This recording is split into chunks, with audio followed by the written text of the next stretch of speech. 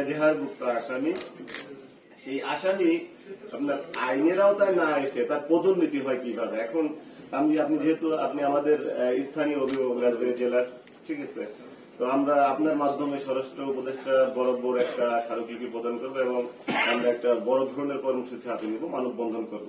বিগত 5ই আগস্টে স্বৈরাচারী যে খুনি শেখ হাসিনা তিনি পালিয়ে গিয়েছেন।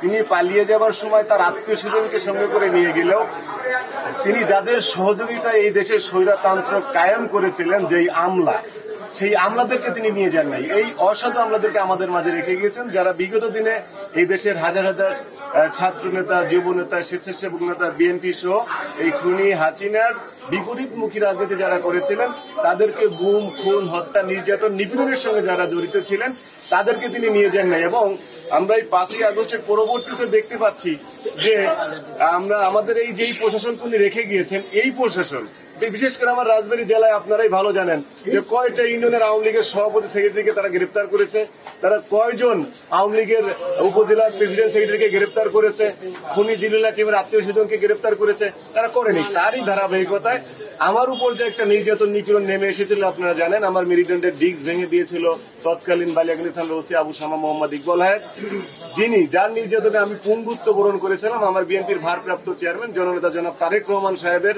তত্ত্বাবধানে। তিনি আমাকে চিকিৎসা করে মোটামুটি সুস্থতা দিয়েছিলেন, পরিপূর্ণ সুস্থ আমি এখনো হতে পারিনি।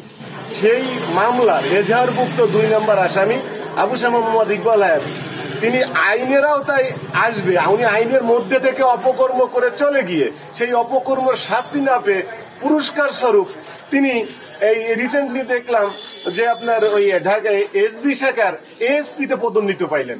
তো এই দেশের মানুষের গুম খুন করে নির্যাতন করে হত্যা করে যদি আপনার পুরস্কার পাওয়া যায়, তাহলে তো বাংলাদেশের যারা সাধারণ জনগণ তারা তো এই খুন খারাপি, গুম, নির্যাতন, নিপীড়নকে বেছে নেবে পুরস্কার পাওয়ার জন্য। যদি ভালো থেকে পুরস্কার না পাওয়া যায়, খুন করে পুরস্কার পাওয়া যায়, গুম করে পুরস্কার পাওয়া যায়, তাহলে তো সাধারণ মানুষ এই গুম খুনের সঙ্গে জড়িয়ে পড়বে। এই গুম খুনের সঙ্গে যাতে সাধারণ মানুষ জড়িয়ে না পড়ে, এই জন্য আমরা চাই সমস্ত অপরাধী আইনের আওতায় আসুক। এবং তার ধারাবাহিকতায় এই ওসি আবু শামা মোহাম্মদ ইকবাল হায়াত পাংশা বালিয়াকান্দিতে একজন নির্যাতনকারী, স্বৈরাচারের দোসর হিসেবে পরিচিত ছিল, তাকে আইনের আওতায় আনতে হবে।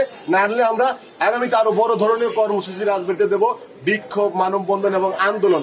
তাকে আইনের আওতায় না আনা পর্যন্ত আমরা আন্দোলন চালিয়ে যাব। সেই স্মারকলিপি স্বরাষ্ট্র মন্ত্রণালয় বরাবর আমরা আমাদের ডিসি মহোদয়ের কাছে দিয়েছি, সেইখানে পৌঁছানোর জন্য। আসলে বিগত 15টি বছর আমাদের দেশে অন্যায়ের কোনো বিচার ছিল না। 16-17টি বছর সেই অন্যায়কারী দেশ থেকে পালিয়ে যাওয়ার পরেও তার দোষরা এখনো আমাদের প্রশাসনের মধ্যে রয়েছে।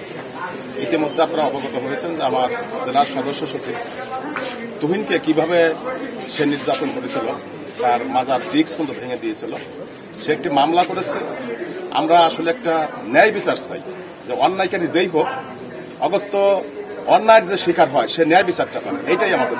আমার বাবা এবং পুরো বাংলাদেশের সাধারণ মানুষের উপর নির্যাতন করার কারীদের সব তাদের বিচার।